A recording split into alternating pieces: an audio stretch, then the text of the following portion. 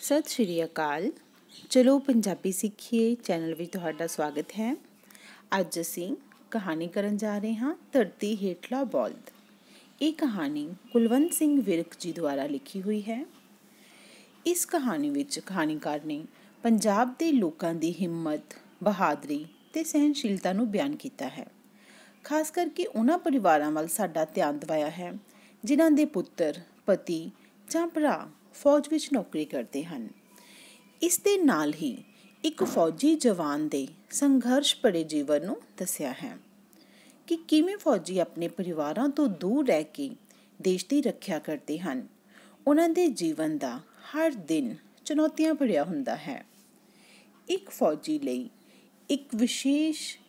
ਹਰ ਰੋਜ਼ ਇੱਕ ਵਿਸ਼ੇਸ਼ ਅਨੁਸ਼ਾਸਨ ਵਿੱਚ ਉੱਠਣਾ, ਕਸਰਤ ਕਰਨਾ, ਰਿਹਾਸਲ, ਫਿਰ ਦਿਨ ਰਾਤ ਦੇ ਵੱਖ-ਵੱਖ ਸਮੇਂ ਆਪਣੀ ਡਿਊਟੀ ਕਰਨਾ ਤੇ ਅਚਾਨਕ ਕਿਸੇ ਵੀ ਹਮਲੇ ਦੇ ਮੁਕਾਬਲੇ ਕਰਨ ਲਈ ਤਿਆਰ ਰਹਿਣਾ ਆਦਿ ਅਨੇਕਾਂ ਤਰ੍ਹਾਂ ਦੇ ਕੰਮ ਹੁੰਦੇ ਹਨ।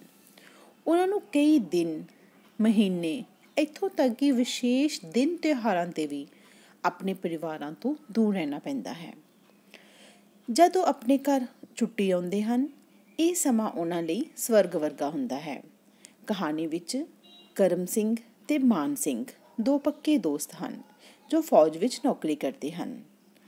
ਮਾਨ ਸਿੰਘ ਛੁੱਟੀ ਆਉਂਦਾ ਹੈ ਤੇ ਕਰਮ ਸਿੰਘ ਉਸਨੂੰ ਕਹਿੰਦਾ ਹੈ ਕਿ ਉਹ ਉਸਦੇ ਘਰ ਵੀ ਜਾ ਕੇ ਆਵੇ ਤੇ ਉਹ ਉਸਦਾ ਹਾਲ ਚਾਲ, ਉਹਨਾਂ ਦੇ ਘਰ ਦੇ ਸਾਰੇ ਜੀਆਂ ਦਾ ਹਾਲ ਚਾਲ ਪੁੱਛਾਵੇ ਅਤੇ ਉਸਦੀ ਸੁੱਖ ਸੰਦ ਵੀ ਉਸਦੇ ਘਰਦਿਆਂ ਨੂੰ ਦੇ ਆਵੇ। ਮਾਨ ਸਿੰਘ ਛੁੱਟੀ ਗਿਆ ਹੋਇਆ ਜਦੋਂ ਕਰਮ ਸਿੰਘ ਦੇ ਘਰ ਜਾਂਦਾ ਹੈ ਤਾਂ ਉਹ ਮਹਿਸੂਸ ਕਰਦਾ ਹੈ ਕਿ ਇੱਥੋਂ ਦੇ ਲੋਕਾਂ ਵਿੱਚ ਇੰਨੀ ਸਾਂਝ ਨਹੀਂ ਹੈ। ਕਹਾਣੀ ਦੇ ਅੰਤ ਵਿੱਚ ਜਦ ਉਸਨੂੰ ਪਤਾ ਚੱਲਦਾ ਹੈ ਕਿ ਕਰਮ ਸਿੰਘ ਦਾ ਪਿਤਾ ਘਰ ਵਿੱਚ ਐਵੇਂ ਚੱਲ ਰਿਹਾ ਸੀ ਜਿਵੇਂ ਉਸਨੇ ਕੋਈ ਦੁੱਖਾਂ ਦਾ ਪਹਾੜ ਆਪਣੇ ਸਿਰ 'ਤੇ ਚੁੱਕਿਆ ਹੋਵੇ, ਪਰ ਉਹ ਇਹ ਨਹੀਂ ਚਾਹੁੰਦਾ ਸੀ ਕਿ ਮਾਨ ਸਿੰਘ ਦੀ ਛੁੱਟੀ ਖਰਾਬ ਹੋਵੇ। ਇਸ ਲਈ ਉਸਨੇ ਆਪਣੇ ਮੂੰਹੋਂ ਕੁਝ ਵੀ ਸੱਚ ਬੋਲਣ ਦੀ ਹਿੰਮਤ ਨਹੀਂ ਕੀਤੀ। ਕਹਾਣੀ ਦੇ ਅੰਤ ਵਿੱਚ ਮਾਨ ਸਿੰਘ ਨੂੰ ਲੱਗਦਾ ਹੈ ਕਿ ਬਾਪੂ ਜਿਵੇਂ ਧਰਤੀ ਹੇਠਲਾ ਬਲਦ ਹੋਵੇ ਜਿਸਨੇ ਸਾਰੀ ਧਰਤੀ ਭਾਵ ਕਿ ਕਹਾਣੀ ਵਿੱਚ ਜਿੰਨੇ ਵੀ ਦੁੱਖ ਹਨ ਉਸਨੂੰ ਆਪਣੇ ਸਿਰ 'ਤੇ ਚੁੱਕਿਆ ਹੋਇਆ ਹੈ ਤੇ ਕਿੰਨੀ ਬਹਾਦਰੀ ਨਾਲ ਉਹ ਦੁੱਖਾਂ ਦੇ ਨਾਲ ਚੱਲਦਾ ਜਾ ਰਿਹਾ ਹੈ। ਠੀਕ ਹੈ, ਇਸ ਤਰ੍ਹਾਂ ਅਸੀਂ ਕਹਾਣੀ ਸ਼ੁਰੂ ਕਰਦੇ ਹਾਂ। ਕਹਾਣੀ ਦਾ ਨਾਮ ਜਿੱਦਾਂ ਕਿ ਮੈਂ ਤੁਹਾਨੂੰ ਦੱਸ ਚੁੱਕੀ ਹਾਂ, ਧਰਤੀ ਹੇਠਲਾ ਬਲਦ। ਅਸਲ ਵਿੱਚ ਪਹਿਲਾਂ ਮੰਨਿਆ ਜਾਂਦਾ ਸੀ ਪਿਛਲੇ ਸਮਿਆਂ ਦੇ ਵਿੱਚ ਕਿ ਸਾਡੀ ਜੋ ਧਰਤੀ ਹੈ ਉਹ ਇੱਕ ਬਲਦ ਨੇ ਆਪਣੇ ਸਿੰਗਾਂ 'ਤੇ ਚੁੱਕੀ ਹੋਈ ਹੈ। ਧਰਤੀ ਦੀ ਜੋ ਰੋਟੇਸ਼ਨ ਜਾਂ ਰੈਵੋਲੂਸ਼ਨ ਹੈ, ਜਿਸ ਤਰ੍ਹਾਂ ਧਰਤੀ ਘੁੰਮਦੀ ਹੈ, ਠੀਕ ਹੈ, ਉਹਦਾ ਕੀ ਮੰਨਿਆ ਜਾਂਦਾ ਸੀਗਾ ਕਿ ਧਰਤੀ ਘੁੰਮਦੀ ਕਿਉਂ ਹੈ, ਕਿਉਂਕਿ ਬਲਦ ਨੇ ਆਪਣੇ ਸਿਰ ਦੇ ਉੱਪਰ ਚੁੱਕੀ ਹੋਈ ਹੈ। ਉਹਦੇ ਨਾਲ ਕੀ ਲੋਕ ਮੰਨਦੇ ਸੀਗੇ ਕਿ ਜਦੋਂ ਬਲਦ ਥੱਕ ਜਾਂਦਾ ਹੈ ਤੇ ਉਹ ਆਪਣੀ ਸਾਈਡ ਚੇਂਜ ਕਰਦਾ ਹੈ, ਫਿਰ ਉਸ ਦੇ ਨਾਲ ਕੀ ਹੁੰਦਾ ਹੈ, ਭੂਚਾਲ ਆਉਂਦੇ ਹਨ। ਪਰ ਅਸਲ ਵਿੱਚ ਅਜਿਹਾ ਕੁਛ ਵੀ ਨਹੀਂ ਹੈ। ਇਹ ਬਹੁਤ ਪੁਰਾਣੇ ਸਮੇਂ ਦੀਆਂ ਗੱਲਾਂ ਹਨ, ਸਿਰਫ ਕਹਿਣ ਦੀਆਂ ਗੱਲਾਂ ਹੀ ਹਨ। ਉਸ ਤੋਂ ਬਾਅਦ ਸਾਇੰਸ ਨੇ ਸਭ ਕੁਝ ਕਲੀਅਰ ਕਰ ਦਿੱਤਾ ਸੀ ਕਿ ਅਸਲ ਵਿੱਚ ਇੱਦਾਂ ਕੁਝ ਵੀ ਨਹੀਂ ਹੁੰਦਾ ਹੈ। ਕਹਾਣੀ ਸ਼ੁਰੂ ਕਰਦੀ ਹਾਂ। ਠੱਠੀ ਖਾੜਾ ਪਿੰਡ ਅੰਮ੍ਰਿਤਸਰ ਤੋਂ ਨੇੜੇ ਹੀ ਸੀ, ਪੱਕੀ ਸੜਕ ਤੇ ਜਿਸ ਮੌਜ ਵਿੱਚ ਮਾਨ ਸਿੰਘ ਜਾ ਰਿਹਾ ਸੀ ਉਸ ਵਿੱਚ ਤੇ ਦੂਰ ਦੇ ਪਿੰਡ ਵੀ ਨੇੜੇ ਹੀ ਲੱਗਦੇ ਸਨ। ਇਸ ਲਈ ਭਾਵੇਂ ਸ਼ਾਮ ਹੋ ਰਹੀ ਸੀ ਤੇ ਟਾਂਗੇ ਤੇ ਥੱਕੇ ਹੋਏ ਘੋੜੇ ਦੀ ਚਾਲ ਵੀ ਮੱਠੀ ਹੋ ਰਹੀ ਸੀ, ਉਸਨੂੰ ਕੋਈ ਚਿੰਤਾ ਨਹੀਂ ਸੀ। ਘੋੜੇ ਦੀ ਚਾਲ ਮੱਠੀ ਹੋਣਾ ਮਤਲਬ ਸ਼ਾਮ ਤੱਕ ਘੋੜਾ ਜੋ ਹੈ ਟਾਂਗਾ ਚਲਾ ਕੇ ਥੱਕ ਜਾਂਦਾ ਹੈ ਤੇ ਉਹਦੀ ਚਾਲ ਜੋ ਹੈ ਕਾਫੀ ਧੀਮੀ ਹੋ ਗਈ ਸੀ, ਉਹ ਬਹੁਤ ਹੌਲੀ ਚੱਲ ਰਿਹਾ ਸੀ। ਮਾਨ ਸਿੰਘ ਛੁੱਟੀ ਤੇ ਆਇਆ ਹੋਇਆ ਇੱਕ ਫੌਜੀ ਸੀ। ਠੱਠੀ ਖਾੜਾ ਉਸਦੇ ਯਾਰ ਕਰਮ ਸਿੰਘ ਦਾ ਪਿੰਡ ਸੀ। ਜਿੰਨੀਆਂ ਗੂੜ੍ਹੀਆਂ ਯਾਰੀਆਂ ਫੌਜ ਵਿੱਚ ਲੱਗਦੀਆਂ ਹਨ, ਹੋਰ ਕਿਤੇ ਵੀ ਨਹੀਂ ਲੱਗਦੀਆਂ। ਪਹਿਲਾਂ ਤਾਂ ਉਹ ਦੋਵੇਂ ਆਪਣੇ ਰੈਜੀਮੈਂਟ ਸੈਂਟਰ ਵਿੱਚ ਇਕੱਠੇ ਰਹੇ ਤੇ ਹੁਣ ਇੱਕ ਬਟਾਲੀਅਨ ਵਿੱਚ ਬਰਮਾ ਫਰੰਟ 'ਤੇ ਲੜ ਰਹੇ ਸਨ। ਕਰਮ ਸਿੰਘ ਪਹਿਲਾਂ ਦਾ ਭਰਤੀ ਸੀ ਤੇ ਹੁਣ ਹੌਲਦਾਰੀ ਕਰਦਾ ਸੀ, ਪਰ ਮਾਨ ਸਿੰਘ ਅਜੇ ਮਸਾਂ ਨਾਇਕੀ ਤੱਕ ਹੀ ਪਹੁੰਚਿਆ ਸੀ। ਕਰਮ ਸਿੰਘ ਬਾਰੇ ਇੱਕ ਖਾਸ ਗੱਲ ਇਹ ਸੀ ਕਿ ਉਸਦੀ ਜੀਭ ਵਿੱਚ ਬੜਾ ਰਸ ਸੀ। ਜੀਭ ਵਿੱਚ ਰਸ ਹੋਣਾ ਮਤਲਬ ਉਹ ਬੜਾ ਮਿੱਠਾ ਬੋਲਦਾ ਸੀ, ਉਸਦਾ ਸੁਭਾਅ ਬੜਾ ਚੰਗਾ ਸੀ। ਪਿੰਡ ਦੇ ਕਈ ਹੋਰ ਮੁੰਡੇ ਵੀ ਫੌਜ ਵਿੱਚ ਸਨ ਜਦੋਂ ਉਹ ਛੁੱਟੀ ਆਉਂਦੇ ਤਾਂ ਪਿੰਡ ਦੇ ਬੰਦਿਆਂ ਨਾਲ ਉਹਨਾਂ ਦੀ ਗੱਲ ਵਾਹਿਗੁਰੂ ਜੀ ਕੀ ਫਤਿਹ ਤੋਂ ਅੱਗੇ ਨਾ ਟੁੱਟਦੀ। ਪਰ ਜਦੋਂ ਕਰਮ ਸਿੰਘ ਪਿੰਡ ਆਉਂਦਾ ਤਾਂ ਖੂਹ 'ਤੇ ਨਹਾਉਣ ਵਾਲਿਆਂ ਦੀਆਂ ਭੀੜਾਂ ਵੱਧ ਜਾਂਦੀਆਂ। ਸਿਆਲ ਦੀ ਅੱਧੀ ਰਾਤ ਲੋਕ ਠੰਡੀ ਹੋ ਰਹੀ ਦਾਣੇ ਭੁੰਨਣ ਵਾਲੀ ਭੱਠੀ ਦੇ ਸੇਕ ਆਸਰੇ ਬੈਠੇ ਕਰਮ ਸਿੰਘ ਦੀਆਂ ਗੱਲਾਂ ਸੁਣਦੇ ਰਹਿੰਦੇ। ਭੱਠੀ ਕੀ ਦਿੱਤਾ ਹੋਇਆ ਵਾ ਕਿ ਪਹਿਲੇ ਸਮਿਆਂ ਵਿੱਚ ਲੋਕ ਦਾਣੇ ਭੁਨਾਉਂਦੇ ਸੀ, ਜਿੱਦਾਂ ਹੁਣ ਅਸੀਂ ਪੌਪਕੌਰਨ ਖਾਂਦੇ ਹਾਂ, ਠੀਕ ਹੈ, ਤਾਂ ਮੱਕੀ ਦੇ ਦਾਣੇ ਭੱਠੀ 'ਤੇ ਲੈ ਜਾ ਕੇ ਭੁਨਾਇਆ ਕਰਦੇ ਸੀ। ਤੋ ਕਰਮ ਸਿੰਘ ਦਾ ਸੁਭਾਅ ਇੰਨਾ ਚੰਗਾ ਸੀ ਕਿ ਜਦੋਂ ਵੀ ਉਹ ਛੁੱਟੀ ਆਉਂਦਾ ਹੁੰਦਾ ਸੀ, ਸਾਰੇ ਲੋਕ ਉਸ ਦੀਆਂ ਗੱਲਾਂ ਸੁਣਨਾ ਬੜਾ ਪਸੰਦ ਕਰਦੇ ਸੀ। ਅਤੇ ਅੱਧੀ ਰਾਤ ਤੱਕ ਸਰਦੀਆਂ ਵਿੱਚ ਵੀ ਉਹ ਭੱਠੀ ਦੇ ਲਾਗੇ ਬੈਠ ਕੇ ਭੱਠੀ ਤੋਂ ਨਿੱਘ ਸੇਕਦੇ ਸੀਗੇ, ਠੀਕ ਹੈ, ਅਤੇ ਨਾਲੇ ਉਸ ਦੀਆਂ ਗੱਲਾਂ ਸੁਣਦੇ ਰਹਿੰਦੇ ਸੀ। ਉਸ ਤੋਂ ਬਾਅਦ ਕਹਾਣੀ ਵਿੱਚ ਕੀ ਹੁੰਦਾ ਹੈ, ਪਿੱਛੇ ਰੈਜੀਮੈਂਟ ਵਿੱਚ ਉਸ ਦੀ ਰਾਈਫਲ ਦਾ ਨਿਸ਼ਾਨਾ ਬੜਾ ਮਸ਼ਹੂਰ ਸੀ। ਨਿਸ਼ਾਨਾ ਮਾਰਨ ਦੇ ਮੁਕਾਬਲਿਆਂ ਵਿੱਚ ਉਸ ਦੀ ਗੋਲੀ ਨਿਸ਼ਾਨੇ ਦੇ ਇਸ ਤਰ੍ਹਾਂ ਠੀਕ ਵਿਚਕਾਰੋਂ ਲੱਗਦੀ ਜਿਵੇਂ ਆਪ ਹੱਥ ਨਾਲ ਫੜ ਕੇ ਲੰਘਾਈ ਗਈ ਹੋਵੇ। ਹੁਣ ਲੜਾਈ ਵਿੱਚ ਉਸ ਦੇ ਪੱਕੇ ਨਿਸ਼ਾਨੇ ਨੇ ਕਈ ਦੂਰ ਲੁਕੇ ਹੋਏ ਤੇ ਦਰਖਤਾਂ ਦੇ ਟਾਹਣੇ ਜਿਹੇ ਦਿਸਦੇ ਜਾਪਾਨੀ ਡੇਗੇ ਸਨ ਮਤਲਬ ਉਹਨਾਂ ਨੂੰ ਮਾਰ ਮੁਕਾਇਆ ਸੀ। ਇਸ ਤਰ੍ਹਾਂ ਉਹ ਜਾਪਾਨੀ ਨਿਸ਼ਾਨਚੀਆਂ ਦੀਆਂ ਗੋਲੀਆਂ ਨਾਲ ਮੜੇ ਆਪਣੇ ਆਦਮੀਆਂ ਦੇ ਬਦਲੇ ਚੁਕਾਉਂਦਾ ਤੇ ਆਪਣੀ ਪਲਟਨ ਦਾ ਦਿਲ ਠੰਡਾ ਕਰਨਾ ਮਤਲਬ ਦਿਲ ਨੂੰ ਠੰਡਕ ਪਹੁੰਚਾਉਣਾ। ਜਿੱਥੇ ਮਸ਼ੀਨ ਗੰਨਾਂ ਦੀਆਂ ਗੋਲੀਆਂ ਦੀਆਂ ਵਾਛੜਾਂ ਨਿਸ਼ਫਲ ਜਾਂਦੀਆਂ, ਉੱਥੇ ਕਰਮ ਸਿੰਘ ਦੀ ਇੱਕ ਗੋਲੀ ਕੰਮ ਸਵਾਰ ਦਿੰਦੀ ਸੀ। ਮਸ਼ੀਨ ਗੰਨਾਂ ਦੀਆਂ ਵਾਛੜਾਂ ਜਾਣੀ ਕਿ ਜਦੋਂ ਮਸ਼ੀਨ ਗੰਨਾਂ ਵਿੱਚੋਂ ਲਗਾਤਾਰ ਗੋਲੀਆਂ ਦੀ ਬਰਸਾਤ ਹੁੰਦੀ ਹੈ, ਜਿੱਥੇ ਉਹ ਵੀ ਕੰਮ ਨਹੀਂ ਕਰਦੀਆਂ ਸੀ, ਉੱਥੇ ਕਰਮ ਸਿੰਘ ਇੰਨਾ ਪੱਕਾ ਨਿਸ਼ਾਨਚੀ ਸੀਗਾ ਕਿ ਉਸ ਦੀ ਇੱਕ ਗੋਲੀ ਵੀ ਕੰਮ ਸਵਾਰ ਦਿੰਦੀ ਸੀ ਕਿ ਆਪਣੇ ਸਹੀ ਨਿਸ਼ਾਨੇ 'ਤੇ ਜਾ ਲੱਗਦੀ ਸੀ। ਭਾਵੇਂ ਹੁਣ ਕਰਮ ਸਿੰਘ ਦੇ ਹੱਡ ਕੁਝ ਪੁਰਾਣੇ ਹੁੰਦੇ ਗਏ ਜਾਂਦੇ ਸਨ, ਪਰ ਜਦੋਂ ਜਿਮਨਾਸਟਿਕ ਦੇ ਡੰਡਿਆਂ 'ਤੇ ਖੇਡਾਂ ਕਰਦਾ ਤਾਂ ਵੇਖਣ ਵਾਲਿਆਂ ਨੂੰ ਇਸ ਤਰ੍ਹਾਂ ਲੱਗਦਾ ਜਿਵੇਂ ਉਸਨੂੰ ਕੋਈ ਭੂਤ ਚੰਬੜ ਗਿਆ ਹੋਵੇ। ਭਾਵੇਂ ਉਸਦੀ ਉਮਰ ਹੁਣ ਕੁਝ ਜ਼ਿਆਦਾ ਹੋ ਰਹੀ ਸੀ, ਲੇਕਿਨ ਅੱਜ ਵੀ ਜਦੋਂ ਆਪਣੀ ਪ੍ਰੈਕਟਿਸ ਕਰਦਾ ਜਾਂ ਜਿਮਨਾਸਟਿਕ ਕਰਦਾ ਸੀਗਾ ਤਾਂ ਉਹ ਬਹੁਤ ਹੀ ਫਾਸਟ ਕੰਮ ਕਰਦਾ ਸੀ, ਠੀਕ ਹੈ। ਤਾਂ ਦੇਖਣ ਵਾਲਿਆਂ ਨੂੰ ਲੱਗਦਾ ਸੀ ਕਿ ਜਿਸ ਤਰ੍ਹਾਂ ਉਹਨੂੰ ਕੁਝ ਭੂਤ ਚੰਬੜ ਗਿਆ ਕਿ ਇੰਨੀ ਤੇਜ਼ੀ ਇੰਨੀ ਕਾਹਲੀ ਵਿੱਚ ਉਹ ਕਿਵੇਂ ਕਰ ਰਿਹਾ ਹੈ। ਇੱਥੇ ਲੜਾਈ ਵਿੱਚ ਤੇ ਖੈਰ ਇਹ ਸਭ ਕੁਝ ਬੰਦ ਸੀ, ਹੋਰ ਵੀ ਬਹੁਤ ਕੁਝ ਬੰਦ ਸੀ। ਕਦੀ ਕੱਸੀਆਂ ਹੋਈਆਂ ਵਰਦੀਆਂ ਪਾ ਕੇ ਬੈਂਡ ਨਾਲ ਪਰੇਡ ਨਹੀਂ ਕੀਤੀ ਸੀ। ਕੋਈ ਬਾਜ਼ਾਰ ਨੇੜੇ ਨਹੀਂ ਸੀ ਜਿੱਥੇ ਮੁਫਤ ਪਾ ਸਕੇ। ਕਦੇ ਕੋਈ ਪਿੰਡ ਦਾ ਇਲਾਕੇ ਦਾ ਬੰਦਾ ਨਹੀਂ ਮਿਲਿਆ ਸੀ। ਇਸ ਕਰਕੇ ਜਦੋਂ ਮਾਨ ਸਿੰਘ ਦੀ ਛੁੱਟੀ ਦੀ ਵਾਰੀ ਆਈ ਤਾਂ ਕਰਮ ਸਿੰਘ ਬੜਾ ਔਖਾ ਹੋਇਆ। ਜੇ ਉਸਨੂੰ ਵੀ ਛੁੱਟੀ ਮਿਲ ਜਾਂਦੀ ਤਾਂ ਦੋਵੇਂ ਇਕੱਠੇ ਹੀ ਛੁੱਟੀਆਂ ਗੁਜ਼ਾਰਦੇ ਤੇ ਫਿਰ ਇਕੱਠੇ ਹੀ ਮੁੜ ਆਉਂਦੇ। ਅੰਮ੍ਰਿਤਸਰੋਂ ਚੂਹੜਕਾਣਾ ਕਿਹੜਾ ਦੂਰ ਸੀ, 50 ਕੋਹਾਂ ਦੀ ਵਿੱਥ ਨਹੀਂ ਸੀ। ਭਾਵੇਂ ਪਹਿਲੇ ਨੂੰ ਮਾਝਾ ਤੇ ਦੂਸਰੇ ਨੂੰ ਬਾੜ ਆਖਦੇ ਸਨ। ਭਾਵੇਂ ਪਹਿਲਾ ਮੁੱਢ ਕਦੀਮ ਤੋਂ ਵਸਿਆ ਹੋਇਆ ਸੀ ਤੇ ਦੂਸਰੇ ਨੂੰ ਚੰਗੀ ਤਰ੍ਹਾਂ ਜੰਮ ਕੇ ਵਸਿਆ ਅਜੇ ਥੋੜਾ ਹੀ ਸਮਾਂ ਹੋਇਆ ਸੀ। ਮੁੱਢ ਕਦੀਮ ਕਿ ਜੋ ਉਹਨਾਂ ਦਾ ਪਹਿਲੇ ਸੀ ਗੱਲ ਕੀਤੀ ਹੈ ਪਹਿਲੇ ਸ਼ਹਿਰ ਦੀ, ਜੋ ਕਰਮ ਸਿੰਘ ਦਾ ਪਿੰਡ ਸੀ ਠੱਠੀ ਖਾੜਾ, ਉਹ ਕਾਫੀ ਮੁੱਢ ਕਦੀਮ ਮਤਲਬ ਬਹੁਤ ਪੁਰਾਣੇ ਸਮੇਂ ਤੋਂ ਉੱਥੇ ਵਸਿਆ ਹੋਇਆ ਸੀ, ਠੀਕ ਹੈ। ਤੇ ਦੂਸਰੇ ਦੇ ਪਿੰਡ ਨੂੰ ਹਲੇ ਬਹੁਤ ਜ਼ਿਆਦਾ ਸਮਾਂ ਨਹੀਂ ਹੋਇਆ ਸੀ। ਪਰ ਛੁੱਟੀ ਇਹਨਾਂ ਦਿਨਾਂ ਵਿੱਚ ਬੜੀ ਔਖੀ ਮਿਲਦੀ ਸੀ। ਕਦੀ ਕਿਸੇ ਨੂੰ। ਇਸ ਤਰ੍ਹਾਂ ਲੜਾਈ ਵਿੱਚ ਬਹਾਦਰੀ ਦੇ ਤਕਮੇ ਕਦੀ ਹੀ ਕਿਸੇ ਨੂੰ ਹੀ ਮਿਲਦੇ ਸਨ। ਤਕਮੇ ਮਤਲਬ ਇਨਾਮ, ਮੈਡਲ, ਠੀਕ ਹੈ।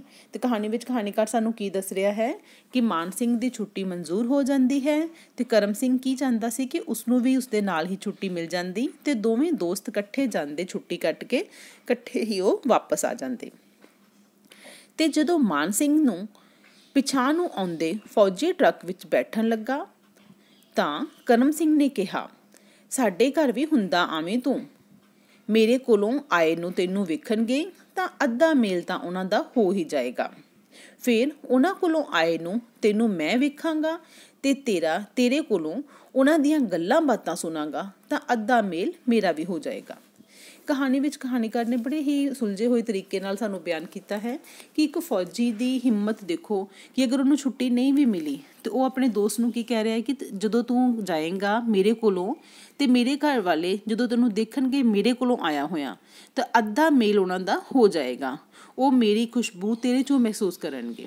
ਤਾਂ ਇਸੇ ਤਰ੍ਹਾਂ ਹੀ ਜਦੋਂ ਤੂੰ ਵਾਪਸ ਆਏਗਾ ਮੇਰੇ ਪਰਿਵਾਰ ਨੂੰ ਮਿਲ ਕੇ ਤੇ ਮੈਂ ਵੀ ਉਹਨਾਂ ਦੀ ਖੁਸ਼ਬੂ ਤੇਰੇ ਵਿੱਚੋਂ ਮਹਿਸੂਸ ਕਰਾਂਗਾ ਤੇ ਮੈਨੂੰ ਵੀ ਇੱਦਾਂ ਲੱਗੇਗਾ ਕਿ ਮੇਰਾ ਅੱਧਾ ਮੇਲ ਹੋਣਾ ਮਤਲਬ ਕਿ ਮੈਂ ਜਿਵੇਂ ਕਾਫੀ ਹੱਦ ਤੱਕ ਆਪਣੇ ਘਰਦਿਆਂ ਨੂੰ ਮਿਲ ਲਿਆ ਹੋਵੇ। ਫਿਰ ਆਪਣੇ ਇਲਾਕੇ ਵਿੱਚ ਉਸ ਦੀ ਦਿਲਚਸਪੀ ਵਧਾਉਣ ਲਈ ਉਸ ਪੁੱਛਿਆ, ਤੂੰ ਅੱਗੇ ਕਦੀ ਉੱਧਰ ਗਿਆ ਹੈ ਕਿ ਨਹੀਂ? ਨਹੀਂ, ਅੰਮ੍ਰਿਤਸਰ ਵਿੱਚੋਂ ਹੀ ਲੰਘਿਆ ਹਾਂ, ਪੜ੍ਹਾਂ ਤੇ ਕਦੀ ਨਹੀਂ ਗਿਆ। ਉੱਧਰ ਬੜੇ ਗੁਰਦੁਆਰੇ ਨੇ, ਤਰਨ ਤਾਰਨ, ਖਡੂਰ ਸਾਹਿਬ, ਗੋਇੰਦਵਾਲ, ਸਾਰੀ ਥਾਈਂ ਮੱਥਾ ਟੇਕ ਆਵੀਂ, ਨਾਲੇ ਸਾਡੇ ਘਰੋਂ ਹੋ ਆਵੀਂ। ਠੀਕ ਹੈ, ਕਰਮ ਸਿੰਘ ਕੀ ਦੱਸ ਰਿਹਾ ਹੈ? ਗੁਰਦੁਆਰਾ ਸਾਹਿਬ ਬਾਰੇ ਦੱਸ ਰਿਹਾ ਹੈ ਕਿ ਉੱਥੇ ਗੋਇੰਦਵਾਲ ਸਾਹਿਬ ਤੇ ਖਡੂਰ ਸਾਹਿਬ ਗੁਰਦੁਆਰੇ ਨੇ। ਠੀਕ ਹੈ, ਤਰਨ ਤਾਰਨ ਦੇ ਬਿਲਕੁਲ ਕੋਲ, ਤੇ ਉੱਧਰੋਂ ਨਾਲੇ ਤਾਂ ਗੁਰਦੁਆਰੇ ਵਿੱਚ ਮੱਥਾ ਟੇਕ ਆਵੀਂ, ਨਾਲੇ ਸਾਡੇ ਘਰੋਂ ਹੋ ਆਵੀਂ। ਫਿਰ ਉਹਨੂੰ ਕੀ ਕਹਿੰਦਾ ਹੈ ਕਰਮ ਸਿੰਘ? ਮੈਂ ਚਿੱਠੀ ਪਾ ਦਊਂਗਾ ਉਹਨਾਂ ਨੂੰ, ਕਿ ਮੈਂ ਚਿੱਠੀ ਪਾ ਦਾਂਗਾ, ਚਿੱਠੀ ਵਿੱਚ ਲਿਖ ਦੇਵਾਂਗਾ ਕਿ ਤੁਸੀਂ ਮੇਰੇ ਕੋਲੋਂ ਆ ਰਹੇ ਹੋ। ਤੇ ਇਸ ਕਰਕੇ ਆਪਣੀਆਂ ਛੁੱਟੀਆਂ ਮੁੱਕਣ ਦੇ ਨੇੜੇ ਅੱਜ ਉਹ ਟਾਂਗੇ ਤੇ ਚੜਿਆ ਕਰਮ ਸਿੰਘ ਦੇ ਪਿੰਡ ਜਾ ਰਿਹਾ ਸੀ। ਬਾਪੂ ਜੀ, ਮੈਂ ਮਾਨ ਸਿੰਘ ਆ ਚੂਹੜ ਕਾਨਿਓ। ਉਸਨੇ ਕਰਮ ਸਿੰਘ ਦੇ ਘਰ ਦੀ ਡਿਓੜੀ ਵਿੱਚ ਬੈਠੇ ਬਾਬੇ ਨੂੰ ਹੱਥ ਜੋੜ ਕੇ ਕਿਹਾ। ਬਾਬਾ ਮਤਲਬ ਜੋ ਉਹਦੇ ਪਿਤਾ ਜੀ ਸੀ, ਉਹਨਾਂ ਨੂੰ ਆਦਰ ਸਨਮਾਨ ਨਾਲ ਬਜ਼ੁਰਗਾਂ ਨੂੰ ਬਾਬਾ ਕਿਹਾ ਜਾਂਦਾ ਹੈ ਪੰਜਾਬੀ ਵਿੱਚ। ਠੀਕ ਹੈ, ਡਿਓੜੀ ਵਿੱਚ, ਘਰ ਦੀ ਡਿਓੜੀ ਵਿੱਚ ਉਹ ਬੈਠੇ ਹੋਏ ਸੀ, ਗੇਟ ਦੇ ਬਿਲਕੁਲ ਕੋਲ, ਤੇ ਉਹਨਾਂ ਨੇ ਸਤਿਕਾਰ ਨਾਲ ਮਾਨ ਸਿੰਘ ਨੇ ਹੱਥ ਜੋੜ ਕੇ ਉਹਨਾਂ ਨੂੰ ਸਤਿ ਸ਼੍ਰੀ ਅਕਾਲ ਕੀਤੀ ਤੇ ਆਪਣੇ ਬਾਰੇ ਜਾਣ ਪਛਾਣ ਕਢਾਈ। ਆਓ ਜੀ, ਜੀ ਆਇਆਂ ਨੂੰ, ਆਓ ਬਹਿ ਜਾਓ। ਮਾਨ ਸਿੰਘ ਕਾਲੇ ਸੁਭਾਅ ਦਾ ਨਹੀਂ ਸੀ, ਪਰ ਆਪਣੀ ਇਸ ਆਓ ਭਗਤ ਤੇ ਉਸਨੂੰ ਬੜੀ ਹੈਰਾਨੀ ਹੋਈ। ਹੋ ਸਕਦਾ ਸੀ ਇਹ ਕੋਈ ਓਪਰਾ ਆਦਮੀ ਹੋਵੇ। ਤੁਸੀਂ ਕਰਮ ਸਿੰਘ ਦੇ ਬਾਪੂ ਹੋ? ਉਸਨੇ ਚੰਗੇਰੀ ਮਿਲਣੀ ਦੀ ਮੰਗ ਕਰਦੇ ਹੋਏ ਕਿਹਾ। ਚੰਗੇਰੀ ਮਿਲਣੀ ਮਤਲਬ ਕੀ ਚਾਹੁੰਦਾ ਸੀਗਾ? ਮਾਨ ਸਿੰਘ ਨੂੰ ਲੱਗਦਾ ਸੀ ਕਿ ਮੈਂ ਜਿਸ ਤਰ੍ਹਾਂ ਕਰਮ ਸਿੰਘ ਨੇ ਦੱਸਿਆ ਸੀਗਾ ਕਿ ਤੂੰ ਮੇਰੇ ਕੋਲੋਂ ਜਾ ਰਿਹਾ ਹੈ, ਤੂੰ ਮੇਰੇ ਘਰਦਿਆਂ ਨੂੰ ਮਿਲ ਕੇ ਆਵੇਂ, ਉਹਨੂੰ ਲੱਗਦਾ ਸੀ ਕਿ ਉਸਦੇ ਘਰ ਦੇ ਮਾਨ ਸਿੰਘ ਨੂੰ ਦੇਖ ਕੇ ਬਹੁਤ ਜ਼ਿਆਦਾ ਖੁਸ਼ ਹੋ ਜਾਣਗੇ। ਪਰ ਮਾਨ ਸਿੰਘ ਨੂੰ ਕਿਤੇ ਨਾ ਕਿਤੇ ਲੱਗ ਰਿਹਾ ਸੀ ਕਿ ਉਹਨਾਂ ਦੇ ਘਰਦਿਆਂ ਦੇ ਮਨ ਵਿੱਚ ਇੰਨਾ ਚਾਅ ਨਹੀਂ ਚੜਿਆ। ਆਹੋ ਜੀ, ਇਹ ਉਹਦਾ ਹੀ ਘਰ ਹੈ। ਉਸ ਮੇਰੇ ਬਾਰੇ ਤੁਹਾਨੂੰ ਕੋਈ ਚਿੱਠੀ ਲਿਖੀ ਸੀ? ਹਾਂ, ਉਸ ਲਿਖਿਆ ਸੀ ਬਈ ਤੁਸੀਂ ਆਓਗੇ ਸਾਡੇ ਕੋਲ। ਤੇ ਬੁੱਢਾ ਉੱਠ ਕੇ ਵਿਹੜੇ ਵੱਲ ਨੂੰ ਟੁਰ ਪਿਆ। ਇੱਕ ਕੱਟੀ ਨੂੰ ਉਸ ਖੋਲ ਕੇ ਕਿੱਲੇ ਤੋਂ ਦੂਸਰੇ ਕਿੱਲੇ ਤੇ ਬੱਧਾ। ਫਿਰ ਉਸਨੇ ਉਸਦੇ ਪਿੰਡੇ ਤੇ ਹੱਥ ਫੇਰਿਆ ਤੇ ਫਿਰ ਉਸ ਨੂੰ ਆਪਣਾ ਹੱਥ ਚੱਟਣ ਲਈ ਦਿੱਤਾ। ਫਿਰ ਅੰਦਰ ਜਾ ਕੇ ਮਾਨ ਸਿੰਘ ਦੇ ਆਉਣ ਦਾ ਪਤਾ ਦਿੱਤਾ ਤੇ ਚਾਹ ਲਿਆਉਣ ਲਈ ਆਖਿਆ।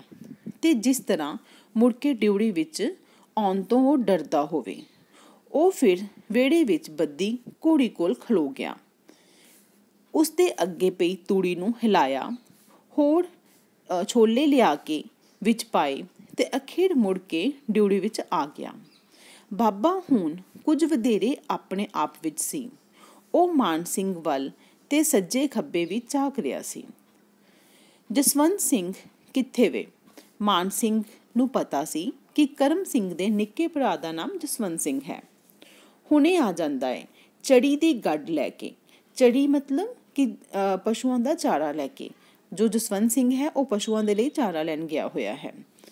ਇੰਨੇ ਨੂੰ ਕਰਮ ਸਿੰਘ ਦੀ ਬੇਬੇ ਚਾਹ ਲੈ ਕੇ ਆ ਗਈ। ਬੇਬੇ ਜੀ, ਸਤਿ ਸ਼੍ਰੀ ਅਕਾਲ। ਮਾਨ ਸਿੰਘ ਨੇ ਹੱਸਦੀਆਂ ਅੱਖਾਂ ਨਾਲ ਬੁੱਢੀ ਵੱਲ ਵੇਖਿਆ।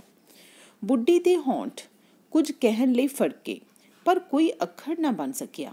ਬੁੱਢੀ ਨੇ ਕੁਝ ਕਹਿਣਾ ਚਾਹਿਆ, ਉਸਦੀ ਫਤਿਹ ਦਾ ਜਵਾਬ ਦੇਣਾ ਚਾਹੁੰਦੀ ਸੀ, ਪਰ ਉਹ ਕੁਝ ਵੀ ਕਹਿ ਨਾ ਸਕੀ। ਮਾਨ ਸਿੰਘ ਨੇ ਚਾਹ ਵਾਲੀ ਗੜਵੀ ਤੇ ਕੌਲੀ ਉਸਦੇ ਹੱਥੋਂ ਫੜ ਲਈ ਤੇ ਉਹ ਵਾਪਸ ਚਲੀ ਗਈ। ਇਹ ਮਜੈਲ ਕਿਸ ਤਰ੍ਹਾਂ ਦੇ ਆਦਮੀ ਨੇ? ਮਾਨ ਸਿੰਘ ਹੈਰਾਨ ਹੋ ਰਿਹਾ ਸੀ। ਮਜੈਲ ਮਤਲਬ ਜੋ ਮਾਝੇ ਦੇ ਰਹਿਣ ਵਾਲੇ। ਠੀਕ ਹੈ, ਪੰਜਾਬ ਨੂੰ ਰੀਜਨਲ ਤੌਰ 'ਤੇ 3 ਹਿੱਸਿਆਂ ਵਿੱਚ ਵੰਡਿਆ ਗਿਆ ਸੀਗਾ, ਮਾਝਾ, ਦੁਆਬਾ ਤੇ ਮਾਲਵਾ। ਠੀਕ ਹੈ, ਤੇ ਜੋ ਮਾਝੇ ਦੇ ਏਰੀਆ ਦੇ ਲੋਕ ਰਹਿਣ ਵਾਲੇ ਨੇ ਉਹਨਾਂ ਨੂੰ ਮਜੈਲ ਕਿਹਾ ਜਾਂਦਾ ਹੈ। ਮਾਨ ਸਿੰਘ ਮਨ ਹੀ ਮਨ ਕੀ ਸੋਚ ਰਿਹਾ ਸੀਗਾ ਕਿ ਜੋ ਮਜੈਲ ਮਾਝੇ ਏਰੀਆ ਦੇ ਲੋਕ ਨੇ ਉਹ ਕਿੱਦਾਂ ਦੇ ਸੁਭਾਅ ਦੇ ਨੇ? ਉਹ ਰੁੱਖੇ ਕੁਝ ਸੁਭਾਅ ਦੇ ਨੇ। ਆਪਣੇ ਵਿੱਚ ਉਹ ਬੜਾ ਤੰਗ ਸੀ, ਪਰ ਹੁਣ ਇਹ ਘਰ ਆ ਕੇ ਵਾਪਸ ਥੋੜ੍ਹਾ ਜਾ ਸਕਦਾ ਸੀ। ਚਲੋ ਇੱਕ ਰਾਤ ਰਹਿ ਕੇ ਮੁੜ ਚੱਲਾਂਗੇ, ਉਸਨੇ ਫੈਸਲਾ ਕੀਤਾ। ਮਾਨ ਸਿੰਘ ਦੇ ਮਨ ਵਿੱਚ ਹੀ ਕੁਝ ਗੱਲਾਂ ਚੱਲ ਰਹੀਆਂ ਸਨ ਤੇ ਉਹ ਆਪਣੇ ਮਨ ਦੇ ਨਾਲ ਹੀ ਕੁਝ ਸਵਾਲ ਜਵਾਬ ਕਰ ਰਿਹਾ ਸੀ। ਰਾਤ ਨੂੰ ਜਦੋਂ ਜਸਵੰਤ ਸਿੰਘ ਆਇਆ ਤਾਂ ਇਸ ਰੌਣਕ ਵਿੱਚ ਗੱਲਾਂ ਬਾਤਾਂ ਕੁਝ ਖੁੱਲ੍ਹੀਆਂ ਹੋਣ ਲੱਗੀਆਂ। ਬੜੀ ਮਸ਼ਹੂਰ ਹੋਈ बड़ी मशहूर हुई है गोली करम सिंह दी उत्थे बर्मा ਦੀ ਲੜਾਈ ਵਿੱਚ।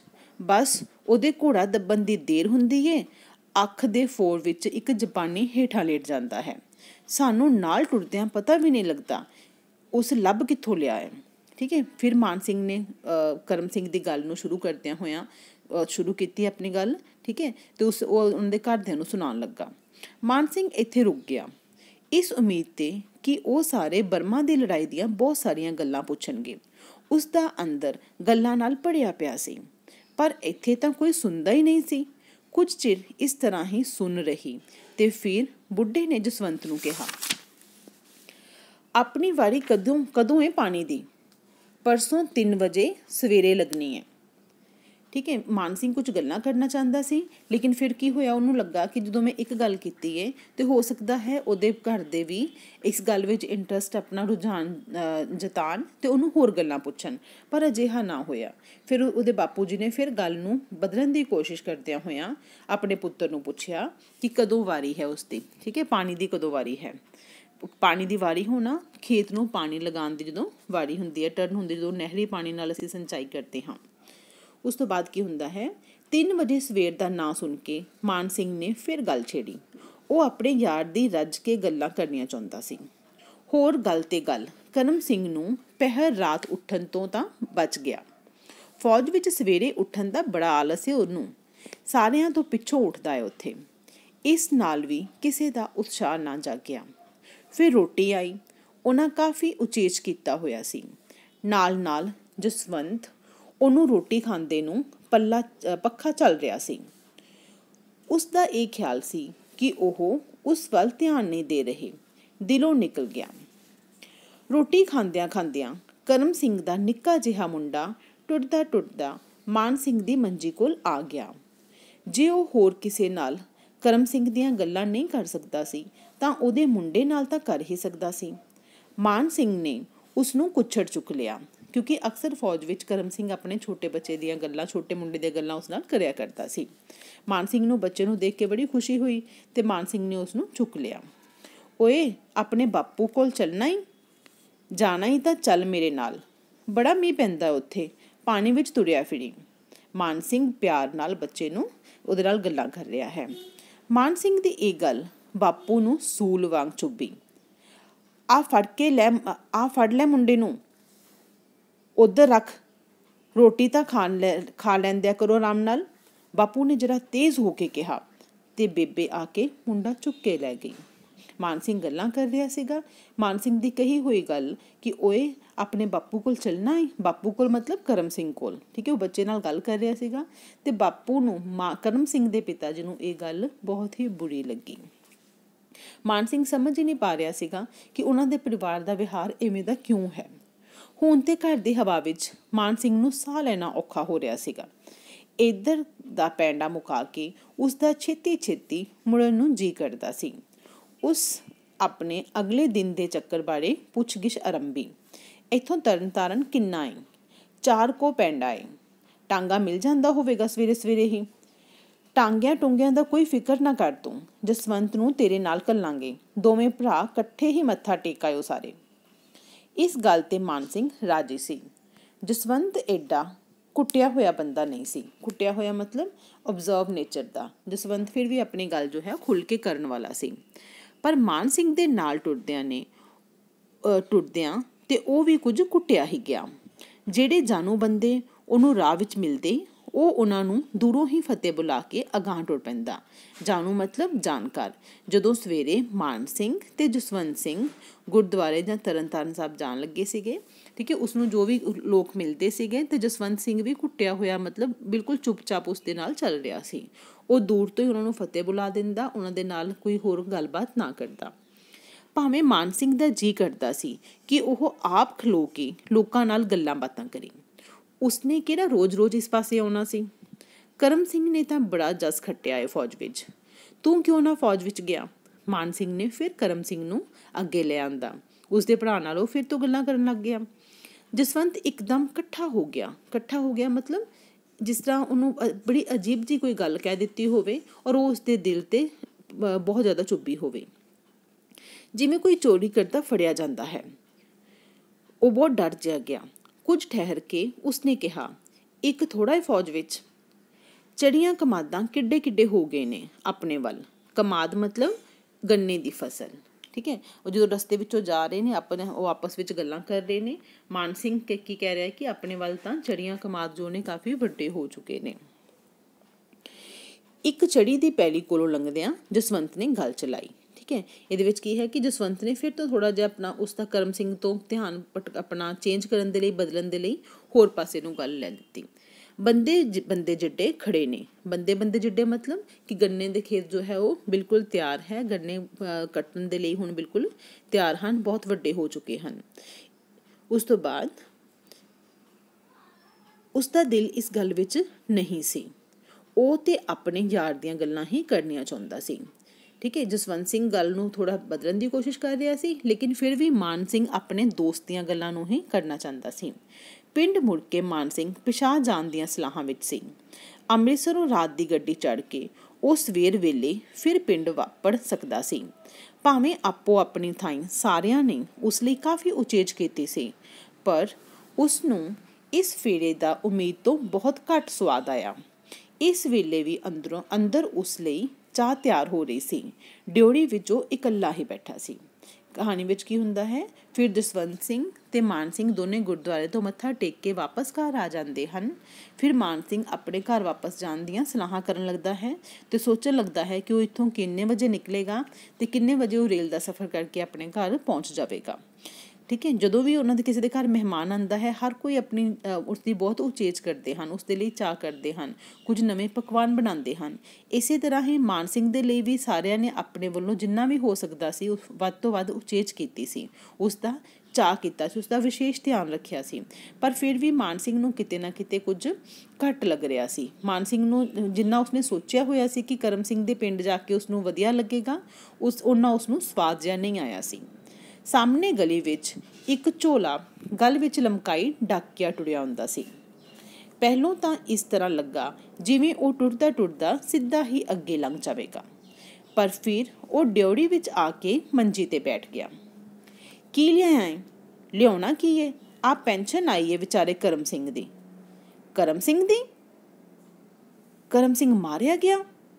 ਮਾਨ ਸਿੰਘ ਬਹੁਤ ਹੈਰਾਨ ਹੋ ਜਾਂਦਾ ਹੈ ਕਿ ਪੈਨਸ਼ਨ ਕਿਸ ਤਰ੍ਹਾਂ ਆ ਸਕਦੀ ਹੈ। ਠੀਕ ਹੈ, ਉਹਦੇ ਪੈਰਾਂ ਥੱਲੋਂ ਜ਼ਮੀਨ ਨਿਕਲ ਜਾਂਦੀ ਹੈ। ਬਾਦਸ਼ਾਹ ਹੋ, ਸਾਰਾ ਇਲਾਕਾ ਤਰਾਸ ਪਿਆ ਕਰਦਾ ਹੈ। ਠੀਕ ਹੈ, ਫਿਰ ਡਾਕੀਆ ਉਸਨੂੰ ਦੱਸਦਾ ਹੈ ਕਿ ਸਾਰੇ ਇਲਾਕੇ ਵਿੱਚ ਉਸਦੇ ਮਰਨ ਦੀ ਖਬਰ ਫੈਲ ਚੁੱਕੀ ਹੈ। ਠੀਕ ਹੈ, ਔਰ ਉਸਦੇ ਜਾਣ ਦਾ ਦੁੱਖ ਸਾਰਿਆਂ ਨੂੰ ਹੋਇਆ ਹੈ ਤੇ ਤੁਸੀਂ ਉਹਦੇ ਘਰ ਬੈਠੇ ਪੁੱਛਦੇ ਹੋ ਕਰਮ ਸਿੰਘ ਮਾਰਿਆ ਗਿਆ ਹੈ। ਚਿੱਠੀ ਆਇਆਂ ਤੇ ਅੱਜ 15 ਦਿਨ ਹੋ ਗਏ ਨੇ।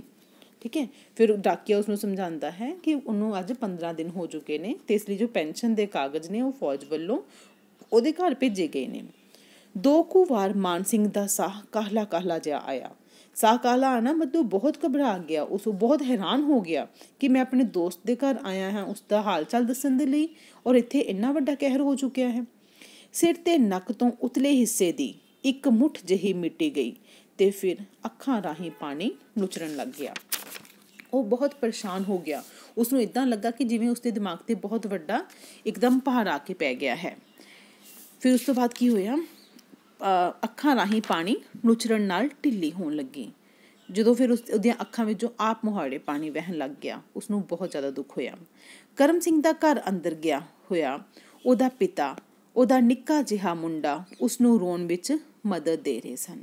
ਠੀਕ ਹੈ, ਅਸੀਂ ਪਹਿਲਾਂ ਖਾਣੇ ਵਿੱਚ ਮੈਂ ਤੁਹਾਨੂੰ ਕੀ ਦੱਸਿਆ ਕਿ ਉਹ ਡਿਓੜੀ ਵਿੱਚ ਇਕੱਲਾ ਬੈਠਾ ਹੋਇਆ ਸੀ। ਅੰਦਰ ਉਹਦੇ ਲਈ ਚਾਹ ਬਣ ਰਹੀ ਸੀ। ਕਰਮ ਸਿੰਘ ਦਾ ਪਿਤਾ ਵੀ ਅੰਦਰ ਸੀ। ਠੀਕ ਹੈ, ਜਦੋਂ ਉਹ ਰੋਣਾ ਸ਼ੁਰੂ ਕਰ ਦਿੱਤਾ, ਉਹਨੂੰ ਆਪਣਾ ਉਸਦੇ ਪਤਾ ਚੱਲ ਗਿਆ ਕਿ ਉਸਦੇ ਦੋਸਤ ਦੀ ਮੌਤ ਹੋ ਚੁੱਕੀ ਹੈ। ਠੀਕ ਹੈ, ਫਿਰ ਉਸਦੇ ਪਿਤਾ ਵੀ ਇੱਦਾਂ ਉਹਨੂੰ ਲੱਗਿਆ ਕਿ ਉਹਦੇ ਪਿਤਾ ਦਾ ਜੋ ਵਿਹਾਰ ਸੀਗਾ ਉਹ ਕਿਸ ਕਾਰਨ ਸੀ। ਉਹਨੂੰ ਲੱਗਾ ਕਿ ਉਸਦੇ ਪਿਤਾ ਵੀ ਉਸਨੂੰ ਰੋਣ ਵਿੱਚ ਮਦਦ ਕਰ ਰਹੇ ਹੋਣ, ਔਰ ਉਹਦੇ ਬੱਚੇ ਨੂੰ ਬਾਰ-ਬਾਰ ਸੋਚ ਰਿਹਾ ਸੀਗਾ ਕਿ ਛੋਟਾ ਜਿਹਾ ਬੱਚਾ ਹੈ। ਠੀਕ ਹੈ, ਕਿੰਨਾ ਪਿਆਰਾ ਬੱਚਾ ਹੈ। ਕਰਮ ਸਿੰਘ ਉਸਦੀਆਂ ਅਕਸਰ ਗੱਲਾਂ ਸੁਣਾਇਆ ਕਰਦਾ ਸੀ। ਬਾਪੂ ਨੇ ਬਾਹਰੋਂ ਹੀ ਡਾਕੀਆ ਬੈਠਾ ਵੇਖ ਸਮਝ ਗਿਆ ਕਿ ਗੱਲ ਨਿਕਲ ਗਈ ਹੈ। ਬਾਪੂ ਬਾਹਰ ਤੋਂ ਆ ਰਿਹਾ ਸੀਗਾ। ਜਦੋਂ ਉਸਨੇ ਡਾਕੀਏ ਨੂੰ ਬੈਠਾ ਹੋਇਆ ਵੇਖ ਲਿਆ, ਫਿਰ ਬਾਪੂ ਨੂੰ ਸਮਝ ਲੱਗ ਗਈ ਕਿ ਗੱਲ ਨਿਕਲ ਗਈ ਹੈ। ਕਿਹੜੀ ਗੱਲ ਨਿਕਲ ਗਈ ਹੈ? ਜਿਸ ਨੂੰ ਬਾਪੂ ਤੇ ਉਸਦਾ ਪਰਿਵਾਰ ਛੁਪਾ ਰਹੇ ਸੀ। ਕਿਸ ਤੋਂ ਛੁਪਾ ਰਹੇ ਸੀ? ਮਾਨ ਸਿੰਘ ਤੋਂ। ਹੁਣ ਭਾਰ ਚੁੱਕੀ ਫਿਰਨ ਦੀ ਕੋਈ ਲੋੜ ਨਹੀਂ ਸੀ। ਅੱਠਾਂ ਪਹਿਰ ਦਾ ਦਬਾਅ ਢਿੱਲਾ ਹੋਇਆ ਤੇ ਅਥਰੂ ਵਗ ਤੁਰੇ। ਬਾਪੂ ਨੇ ਵੀ ਇੰਨੀ ਵੱਡੀ ਖਬਰ ਨੂੰ ਇੰਨਾ ਛੁਪਾ ਕੇ ਰੱਖਿਆ ਉਸ ਦੇ ਲਈ ਬਹੁਤ ਮੁਸ਼ਕਿਲ ਸੀ। ਠੀਕ ਹੈ, ਅੱਠਾਂ ਪਹਿਰ ਕਿ ਕੱਲ੍ਹ ਸ਼ਾਮ ਤੋਂ ਜੋ ਉਹਨਾਂ ਦੇ ਦਬਾਅ ਨੂੰ ਰੱਖਿਆ ਹੋਇਆ ਸੀ, ਰੁਕਿਆ ਹੋਇਆ ਸੀ ਆਪਣੇ ਅਥਰੂਆਂ ਨੂੰ, ਆਪਣੇ ਦੁੱਖ ਨੂੰ, ਠੀਕ ਹੈ, ਉਹ ਵੀ ਢਿੱਲਾ ਹੋ ਕੇ ਅਥਰੂ ਵਗ ਚੁੱਕੇ। ਬਾਪੂ ਵੀ ਉਦਾਸ ਹੋ ਗਿਆ ਤੇ ਉਹਨਾਂ ਦੇ ਅਥਰੂ ਵੀ ਵਹਿ ਉੱਠੇ। ਦੋਵੇਂ ਢੇਰ ਚਿਰ ਕੋਲ ਬੈਠੇ ਆਪਣੇ ਆਪ ਨੂੰ ਹੌਲਾ ਕਰਦੇ ਰਹੇ। ਹੌਲਾ ਕਰਨਾ ਮਤਲਬ ਉਹ ਆਪਸ ਵਿੱਚ ਉਹਨਾਂ ਦੇ ਰੋ ਰਹੇ ਸੀ। ਫਿਰ ਮਾਨ ਸਿੰਘ ਬੋਲਿਆ, ਤੁਸਾਂ ਮੈਨੂੰ ਆਉਂਦੇ ਹੀ ਕਿਉਂ ਨਾ ਦੱਸਿਆ? ਐਵੇਂ ਅਸਾਂ ਆਖਿਆ ਮੁੰਡਾ ਛੁੱਟੀ ਆਇਆ ਏ, ਇਹਦੀ ਛੁੱਟੀ ਖਰਾਬ ਨਾ ਹੋਵੇ। ਆਪੇ ਛੁੱਟੀ ਕੱਟ ਕੇ ਪਲਟਨ ਵਿੱਚ ਜਾਏਗਾ, ਸੁਣ ਲਏਗਾ। ਫੌਜੀ ਨੂੰ ਛੁੱਟੀ ਪਿਆਰੀ ਹੁੰਦੀ ਏ, ਜਿੰਨੀ ਕਰਮ ਸਿੰਘ ਨੂੰ ਪਿਆਰੀ ਸੀ ਓਨੀ ਹੀ ਤੈਨੂੰ ਪਿਆਰੀ ਹੋਊ ਨਾ, ਸਗੋਂ ਬਹੁਤੀ ਹੋਊ। ਬਾਹਰ ਦੇ ਪਿੰਡਾਂ ਦੇ ਲੋਕ ਤਾਂ ਸੌਣ ਦੇ ਜੰਪਲ ਨੇ, ਉਹਨਾਂ ਨੂੰ ਤੇ ਥੋੜ੍ਹਾ ਔਖ ਵੀ ਬਹੁਤਾ ਦਿਸਦਾ ਹੋਊ, ਪਰ ਅਸੀਂ ਗੱਲ ਲੁਕਾਉਣ ਵਿੱਚ ਰਤਾ ਕਾਮਯਾਬ ਨਹੀਂ ਹੋਏ, ਐਵੇਂ ਬੇਸੁਆਦੀ ਹੀ ਕਰ ਦਿੱਤੀ। ਆਹ ਸ਼ਬਦ ਕਰਮ ਸਿੰਘ ਦਾ ਪਿਤਾ ਉਦਾਸ ਮਨ ਨਾਲ, ਠੀਕ ਹੈ, ਬੜੇ ਹੀ ਦੁੱਖ ਭਰੇ ਮਨ ਨਾਲ ਮਾਨ ਸਿੰਘ ਨੂੰ ਕਹਿ ਰਿਹਾ ਹੈ। ਜਦੋਂ ਮਾਨ ਸਿੰਘ ਪੁੱਛਦਾ ਹੈ ਕਿ ਤੁਸੀਂ ਮੈਨੂੰ ਆਉਂਦੇ ਨੂੰ ਕਿਉਂ ਨਹੀਂ ਆ ਖਬਰ ਸੁਣਾ ਦਿੱਤੀ, ਠੀਕ ਹੈ, ਫਿਰ ਮਾਨ ਸਿੰਘ ਦੇ ਪਿਤਾ ਨੇ ਫਿਰ ਵੀ ਬੜੀ ਹਿੰਮਤ ਰੱਖ ਕੇ ਦੱਸਿਆ ਹੈ ਕਿ ਇੱਕ ਫੌਜੀ ਨੂੰ ਛੁੱਟੀ ਬੜੀ ਪਿਆਰੀ ਹੁੰਦੀ ਹੈ, ਕਿਉਂਕਿ ਉਹਨਾਂ ਨੂੰ ਪਤਾ ਹੈ ਕਿ ਉੱਥੇ ਉਹ ਜੋ ਫੌਜ ਦਾ ਜੀਵਨ ਹੈ ਕਿੰਨਾ ਔਂਕੜਾਂ ਭਰਿਆ ਹੈ, ਕਿੰਨਾ ਚੁਣੌਤੀ ਭਰਿਆ ਜੀਵਨ ਹੈ। ਜਿਵੇਂ ਕਿ ਕਹਾਣੀ ਵਿੱਚ ਅਸੀਂ ਦੇਖ ਹੀ ਰਹੇ ਹਾਂ ਕਿ ਮਾਨ ਸਿੰਘ ਥੋੜ੍ਹੇ ਦਿਨ ਪਹਿਲਾਂ ਹੀ ਛੁੱਟੀ ਆਉਂਦਾ ਹੈ, ਠੀਕ ਹੈ, ਆਪਣੇ ਕਰਮ ਸਿੰਘ ਦੋਸਤ ਨੂੰ ਉੱਥੇ ਛੱਡ ਕੇ, ਲੇਕਿਨ ਉਹਦੇ ਛੁੱਟੀ ਦੇ ਦੌਰਾਨ ਹੀ ਕਰਮ ਸਿੰਘ ਦੀ ਮੌਤ ਵੀ ਹੋ ਜਾਂਦੀ ਹੈ। ਤਾਂ ਇਸੇ ਤਰ੍ਹਾਂ ਹੀ ਜੋ ਫੌਜ ਵਿੱਚ ਲੋਕ ਨੇ, ਉਹਨਾਂ ਦੇ ਪਰਿਵਾਰ ਨੇ ਬੜਾ ਵੱਡਾ ਆਪਣਾ ਜਿਗਰਾ ਕਰਕੇ ਆਪਣੇ ਬੱਚਿਆਂ ਨੂੰ ਤੋਰਿਆ ਹੋਇਆ ਹੈ, ਠੀਕ ਹੈ, ਧੰਨ ਨੇ ਉਹ ਲੋਕ। ਔਰ ਜੋ ਫੌਜ ਵਿੱਚ ਨੌਕਰੀ ਕਰ ਰਹੇ ਨੇ ਉਹਨਾਂ ਦਾ ਵੀ ਕਿੰਨੀ ਬਹਾਦਰੀ ਹੈ, ਉਹਨਾਂ ਨੂੰ ਆਪਣਾ ਪਤਾ ਹੀ ਨਹੀਂ ਹੈ ਕਿ ਅੱਜ ਉਹ ਹੈ ਕੱਲ੍ਹ ਉਹ ਹੋਣਗੇ ਜਾਂ ਨਹੀਂ ਹੋਣਗੇ। ਅਸੀਂ ਅਗਰ ਆਪਣੇ ਘਰਾਂ ਵਿੱਚ ਸੁਰੱਖਿਅਤ ਬੈਠੇ ਹਾਂ ਅੱਜ, ਠੀਕ ਹੈ, ਅਸੀਂ ਬਿਨਾਂ ਮਤਲਬ ਅਸੀਂ ਚੈਨ ਦੀ ਨੀਂਦ ਨਾਲ ਸੌਂਦੇ ਹਾਂ, ਅਤੇ ਕਿਹਨਾਂ ਦੇ ਕਾਰਨ ਸੌਂਦੇ ਹਾਂ? ਸਿਰਫ ਉਹਨਾਂ ਲੋਕਾਂ ਦੇ ਕਰਕੇ ਜੋ ਸਰਹੱਦਾਂ 'ਤੇ ਖੜ੍ਹੇ ਹੋ ਕੇ ਦਿਨ ਰਾਤ ਦੀ ਡਿਊਟੀ ਦਿੰਦੇ ਹਨ ਔਰ ਹਰ ਸਮੇਂ ਮੌਤ ਦੇ ਮੂੰਹ ਦੇ ਅੱਗੇ ਖੜ੍ਹੇ ਰਹਿੰਦੇ ਹਨ। ਕਹਾਣੀ ਵਿੱਚ ਅੱਗੇ ਕੀ ਹੁੰਦਾ ਹੈ? ਮੁੜਦੇ ਹੋਏ ਮਾਨ ਸਿੰਘ ਨੇ ਮਾਝੇ ਦੇ ਪਿੰਡ ਵੇਖੇ ਜਿਨ੍ਹਾਂ ਦਾ ਬਾਬਾ ਜੰਪਲ ਸੀ। ਬਾਬਾ ਕੌਣ? ਕਰਮ ਸਿੰਘ ਦਾ ਪਿਤਾ। ਜਦੋਂ ਵਾਪਸ ਜਾਣ ਲੱਗਾ ਉਦਾਸ ਮਨ ਨਾਲ ਮਾਨ ਸਿੰਘ, ਤੇ ਫਿਰ ਉਹਨੇ ਹੋਰ ਪਿੰਡਾਂ ਦੇ ਵੱਲ ਵੀ ਦੇਖ ਰਿਹਾ ਸੀਗਾ ਕਿ ਬਾਬਾ ਜਿੱਥੋਂ ਦਾ ਜੰਪਲ ਸੀਗਾ। ਇਹਨਾਂ ਦੁਆਲੇ ਬਚਾਅ ਲਈ ਕਿਲੇ ਕੋਟ ਉਸਰੇ ਹੋਏ ਸਨ ਕਿ ਪਿੰਡਾਂ ਵਿੱਚ ਬਹੁਤ ਸੀ ਕਿਲੇ ਜਾਂ ਕੋਟ ਬਣੇ ਹੁੰਦੇ ਨੇ। ਥਾਂ ਥਾਂ 'ਤੇ ਮੜੀਆਂ ਅਤੇ ਸਮਾਧਾਂ ਸਨ। ਮੜੀਆਂ ਮਤਲਬ ਜਿੱਥੇ ਲੋਕਾਂ ਨੂੰ ਜਲਾਇਆ ਜਾਂਦਾ ਹੈ, ਉਹਦੀ ਸਮਾਧ ਬਣਾ ਦਿੱਤੀ ਜਾਂਦੀ ਹੈ, ਜਿਹੜੀਆਂ ਪਿਛਲੀਆਂ ਪੀੜ੍ਹੀਆਂ ਵਿੱਚ ਇਹਨਾਂ ਲੋਕਾਂ ਦੀ ਭਾਰਤ 'ਤੇ ਧਾਵਾ ਕਰਨ ਵਾਲਿਆਂ ਨਾਲ ਲੜਨ ਮੜਨ ਦੀਆਂ ਕਹਾਣੀਆਂ ਨੂੰ ਦੱਸਦੀਆਂ ਸਨ। ਇਸੇ ਕਰਕੇ ਬਾਬੇ ਦੀ ਸਹਿਣ ਸ਼ਕਤੀ ਇੰਨੀ ਵਧੀ ਹੋਈ ਸੀ। ਉਹ ਦੂਜਿਆਂ ਨੂੰ ਹੌਲਾ ਰੱਖਣ ਲਈ ਆਪ ਹੋਰ ਭਾਰ ਚੁੱਕਣਾ ਚਾਹੁੰਦਾ ਸੀ। ਮਾਨ ਸਿੰਘ ਨੇ ਸੁਣਿਆ ਹੋਇਆ ਸੀ ਕਿ ਇੱਕ ਧੌਲ ਹੈ ਜੋ ਆਪਣੇ ਸਿਰਾਂ 'ਤੇ ਸਾਰੀ ਧਰਤੀ ਦਾ ਭਾਰ ਚੁੱਕ ਕੇ ਖੜਾ ਰਹਿੰਦਾ ਹੈ। ਧੌਲ ਮਤਲਬ ਬਲਦ ਹੈ। ਉਸ ਨੂੰ ਇਸ ਤਰ੍ਹਾਂ ਲੱਗਾ ਜਿਵੇਂ ਕਰਮ ਸਿੰਘ ਦਾ ਪਿਤਾ ਹੀ ਉਹ ਧੌਲ ਸੀ ਜਿਹੜਾ ਭਾਰ ਥੱਲੇ ਦੱਬਿਆ ਹੋਣ ਪਿੱਛੋਂ ਵੀ ਲੋਕਾਂ ਦਾ ਭਾਰ ਨੂੰ ਚੁੱਕਣਾ ਚਾਹੁੰਦਾ ਸੀ। ਕਿਸ ਭਾਰ ਨੂੰ? ਉਹ ਮਤਲਬ ਬੇਹੱਦ ਦੁੱਖ ਹੋਣ ਦੇ ਬਾਵਜੂਦ ਵੀ, ਜਿਸ ਦਾ ਜਵਾਨ ਪੁੱਤਰ ਚਲਾ ਜਾਂਦਾ ਹੈ ਉਸ ਦੇ ਦੁੱਖ ਦੀ ਕੋਈ ਸੀਮਾ ਹੀ ਨਹੀਂ ਰਹਿ ਜਾਂਦੀ ਹੈ, ਠੀਕ ਹੈ, ਲੇਕਿਨ ਫਿਰ ਵੀ ਉਸਨੇ ਕੀ ਸੋਚਿਆ ਸੀਗਾ ਕਿ ਮਾਨ ਸਿੰਘ ਦੀ ਛੁੱਟੀ ਖਰਾਬ ਨਾ ਹੋਵੇ। ਉਹ ਹੋਰਾਂ ਲੋਕਾਂ ਦੀਆਂ ਖੁਸ਼ੀਆਂ ਬਾਰੇ ਹੀ ਸੋਚ ਰਿਹਾ ਹੈ। ਅਤੇ ਮਾਨ ਸਿੰਘ ਵਾਪਸ ਆਪਣੇ ਘਰ ਆ ਜਾਂਦਾ ਹੈ। ਰਸਤੇ ਵਿੱਚ ਆਉਂਦਿਆਂ ਆਉਂਦਿਆਂ ਉਸਨੂੰ ਪਤਾ ਚੱਲਦਾ ਹੈ ਕਿ ਇਸ ਏਰੀਆ ਦੇ ਲੋਕ ਜੋ ਪਹਿਲੇ ਮਝੈਲ ਨੂੰ ਸੋਚ ਰਿਹਾ ਸੀ ਕਿ ਕਿਵੇਂ ਦੇ ਲੋਕ ਹਨ, ਉਹ ਫਿਰ ਸੋਚਦਾ ਹੈ ਕਿ ਕਿੰਨੇ ਮੁਸ਼ਕਿਲਾਂ ਵਿੱਚ ਉਹ ਜੀ ਰਹੇ ਹਨ ਔਰ ਉਹਨਾਂ ਨੇ ਮੁਸ਼ਕਿਲਾਂ ਸਹਿਣ ਦੀ ਜੋ ਉਹਨਾਂ ਦੀ ਆਦਤ ਹੈ ਬਹੁਤ ਪੁਰਾਣੀ ਹੈ ਔਰ ਉਹਨਾਂ ਵਿੱਚ ਸਹਿਣਸ਼ੀਲਤਾ ਨੂੰ ਉਹ ਮਾਪ ਰਿਹਾ ਸੀਗਾ। ਉਹਦੇ ਮਨ ਦੇ ਵਿੱਚ ਹੀ ਕੁਝ ਵਿਚਾਰ ਚੱਲਦੇ ਆ ਰਹੇ ਸਨ। ਇਸ ਤਰ੍ਹਾਂ ਇੱਥੇ ਕਹਾਣੀ ਖਤਮ ਹੋ ਜਾਂਦੀ ਹੈ। ਮੈਨੂੰ ਆਸ ਹੈ ਕਿ ਧਰਤੀ ਹੇਠਲਾ ਬਲਦ ਕਹਾਣੀ ਤੁਹਾਨੂੰ ਚੰਗੀ ਤਰ੍ਹਾਂ ਸਮਝ ਆ ਚੁੱਕੀ ਹੋਵੇਗੀ। ਧੰਨਵਾਦ ਜੀ।